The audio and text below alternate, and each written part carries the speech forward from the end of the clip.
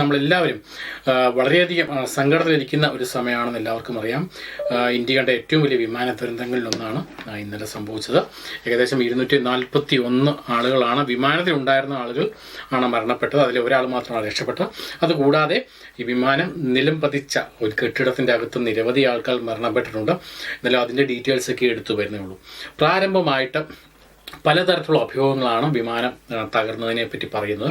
Basically government define ചെയ്ത ഒരു കാര്യം എന്താണെന്ന് വെച്ചാൽ ഇത് ഒരു ടെററിസ്റ്റ് അറ്റാക്കോ അല്ലെങ്കിൽ മറ്റുള്ള അട്ടിമറികളോ ഒന്നും അല്ല എന്നുള്ള കാര്യം കൺഫേം ചെയ്തിട്ടുണ്ട്. കാരണം ഇന്നത്തെ സാഹചര്യത്തിൽ അതെന്ത് വേണമെങ്കിലും സംഭവിക്കാൻ സാധ്യതയുള്ളതുകൊണ്ടാണ് ആദ്യമേ തന്നെ അങ്ങനെ ഒരു സാധ്യത ഇല്ല, അതായത് ഒരു തരത്തിലുള്ള ടെററിസ്റ്റ് അറ്റാക്കും അല്ല ഇതെന്നുള്ള കാര്യം ഗവൺമെൻറ് പൂർണ്ണമായിട്ടും കൺഫേം ചെയ്തിട്ടുണ്ട്. അതിന് മെയിനായിട്ടുള്ള കാരണം ഇതുവരെയും ഇത് സംബന്ധിച്ചിട്ടുള്ള ഒരു സ്ഥിരീകരണവും, അതായത് ഏതെങ്കിലും ഗ്രൂപ്പുകളുടെ ഭാഗത്തുനിന്ന് ഒരു സ്ഥിരീകരണം ഇതുവരെ ഉണ്ടായിട്ടില്ല. അതുകൊണ്ട് കൂടെ നമുക്ക് 100% മനസ്സിലാക്കുകയും ചെയ്യാവുന്നതാണ്.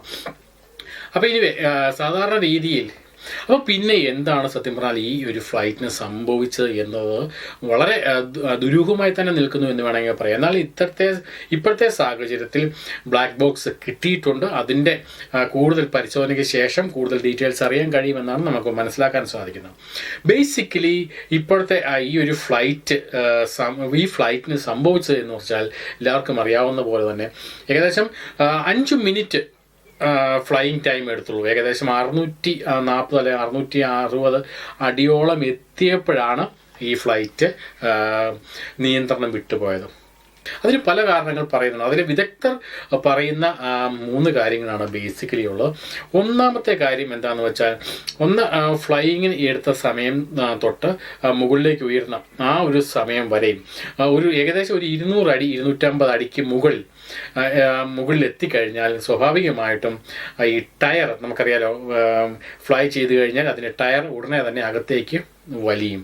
അല്ലെങ്കിൽ അകത്തുനിന്നുള്ള ഈ പൈലറ്റുമാരുടെ ഓപ്പറേറ്റേഴ്സാണ് സാധാരണ ഇത് ചെയ്യുന്നത്. കാരണം ഈ ഒരു ഫ്ലൈറ്റ് എന്ന് പറഞ്ഞാൽ ബോയിങ് 787 എന്ന് പറഞ്ഞാൽ വലിയൊരു ഫ്ലൈറ്റാണ്. എല്ലാ തരത്തിലുള്ള നല്ല സജ്ജീകരണങ്ങളോട് കൂടിയ ഒരു ഉഗ്രൻ ഫ്ലൈറ്റ് എന്ന് വേണമെങ്കിൽ പറയാം.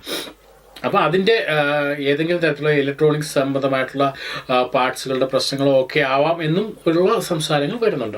അപ്പോൾ ഇതാണ് ജസ്റ്റ് ആദ്യത്തെ ഒരു കാര്യം എന്ന് പറഞ്ഞാൽ ഈ ഒരു ടയർ മുകളിലിട്ട് പൊങ്ങിയിട്ടില്ല എന്നതും മെയിനായിട്ടൊരു കാര്യമാണ്.